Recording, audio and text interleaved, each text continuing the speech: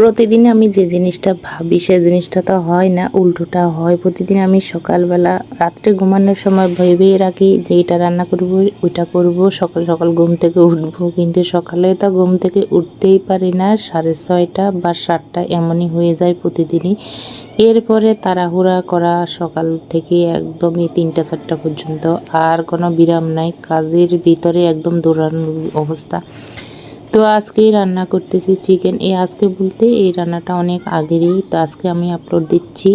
এক তো অলস হয়ে গেছি, ভিডিও আপলোড দিতে ইচ্ছা করে না। প্রথমে রসুন দিয়ে দিলাম, আর এখানে পরিমাণ মতন হলুদ দিলাম, আর লবণ দিয়ে দিলাম, কাঁচা লঙ্কা বাটা দিয়ে দিচ্ছি, পেঁয়াজ দিয়ে দিয়েছি, এখন মরিচের গুঁড়ি দিয়ে দিচ্ছি, এখন বেশ পরিমাণ তেল দিয়ে দিলাম। বাস এখন মেখে ঝুঁকে রান্নাটা করব। এখানে যেহেতু তোমার এমনি কষানো যায় না, তো এইভাবে মেখে ঝুঁকে তাও একটু কষানো যায়। তো তবে আবার কিন্তু এখানে তাড়াতাড়ি মাংসটা আছে না, সিদ্ধ হয়ে যায়।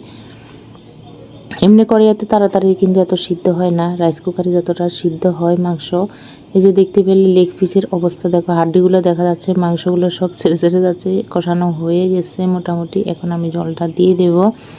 তো এই যে গোটা 2টা পেঁয়াজ দিয়ে দিলাম, আবার গোটা আস্ত রসুনও দিলে ভালো লাগে। তো যে দেখো রান্না হয়ে গেছে।